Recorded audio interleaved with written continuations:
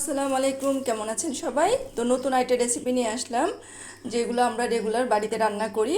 তো সেরকম একটা রেসিপি। তো আমি এখানে নিয়ে নিয়েছি প্রথমে 250 গ্রাম চিংড়ি মাছ, ভালো করে কেটে ধুয়ে নিয়েছি। এখানে আমি একটি বড় পেঁয়াজ কেটে নিয়েছি, আর এখানে হচ্ছে জালি কুমড়া রয়েছে। এই জালি কুমড়াকে আমি এরকম ছোট ছোট পিস করে আমি সিদ্ধ করে নিয়েছি। দেখেন এখনও ভাপ উঠছে। তো আমি ভালো করে সিদ্ধ করে তারপরে পানি ঝরিয়ে নিয়েছি জালিতে। যে দেখেন একদম নরম হয়ে গেছে। এই যে এইভাবে সিদ্ধ করে নেবেন। তো গরম কিন্তু এখনও। তো আমি খুব সহজভাবে আপনাদেরকে রান্নাটা দেখাবো। তো চলেন রেসিপিতে যাই।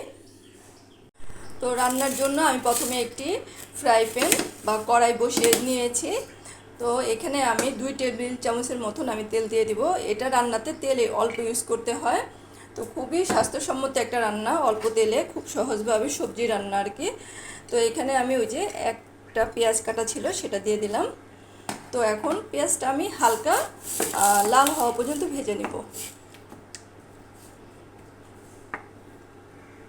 তো পেঁয়াজটা আমার একটু লাল লাল করে আমি ভেজে নিয়েছি, ভাজা হয়ে গিয়েছে। এখন আমি চিংড়ি মাছগুলো কেটে রেখেছিলাম সেটা দিয়ে দিব। পরিমাণ মতো লবণ দিয়ে দিবেন, যার যেরকম লবণ খান সেই রকম। তো আমি এখানে লবণ দিয়ে দিলাম 1 চামচের মতন। আমি একটু লবণ বেশি খাওয়া হয় আমাদের। তো এখানে আমি 1 চামচের মতো হলুদ আর মরিচের গুঁড়া দিয়ে দিলাম। এখানে আমার 2 ভাগ মরিচ 1 ভাগ হলুদ হিসাবে মেশানো রয়েছে। আর এখানে আমি 1 চামচ ধনিয়া গুঁড়া দিয়ে দিব। তো আমি এখানে আর কোনো মশলা ইউজ করব না। আমি সাধারণত চিংড়ি মাছ রান্নার সময় শুধু আমি হলুদ মরিচের গুঁড়া ধনিয়া গুঁড়া ইউজ করি, কারণ চিংড়ি মাছের একটা নিজস্ব একটা গ্রান আছে। যদি আপনি অন্য অন্য মশলা ইউজ করেন তাহলে সেই গ্রানটা কিন্তু চলে যায়। তো আমি এখানে এই মাছগুলা আমি একটু কষিয়ে নিব। হালকা কষাবেন, বেশি কষালে মাছটা শক্ত হয়ে যায়।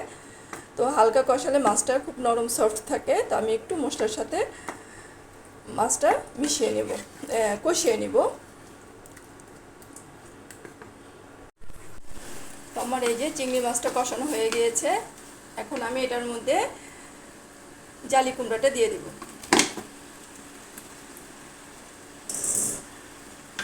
তো খুবই সুস্বাদু একটা রান্না।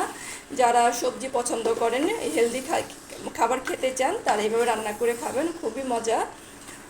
তো আমি ঘরোয়াভাবে যেসব রান্না আমি করে থাকি সেগুলো আপনাদের সাথে শেয়ার করি। তো যারা খুব সহজ রেসিপি পেতে চান, অল্প সময় রান্না করতে চান, তারা আমার পাশে থাকবেন, সাবস্ক্রাইব করবেন, লাইক কমেন্টস দিবেন।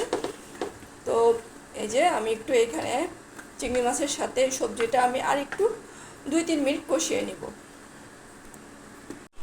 তো আমার এই যে সবজিটা চিংড়ি মাছ মশলার সাথে ভালো করে আমি একটু কষিয়ে নিলাম 3-4 মিনিট।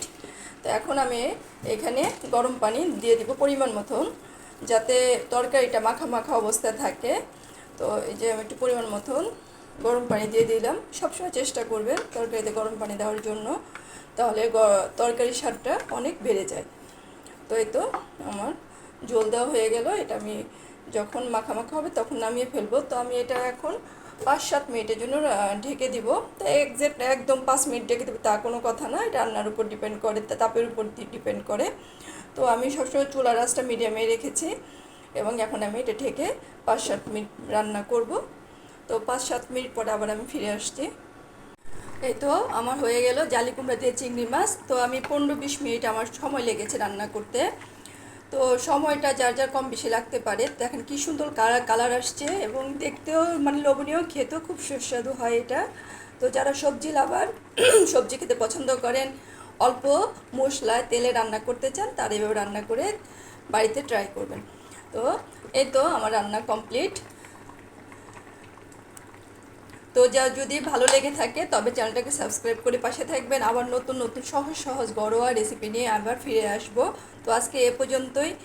লাইক লাইক দিবেন, কমেন্টস করবেন, চ্যানেলটাকে সাবস্ক্রাইব করে পাশে থাকবেন, আমার জন্য দোয়া করবেন। তো এই তো, আল্লাহ হাফেজ।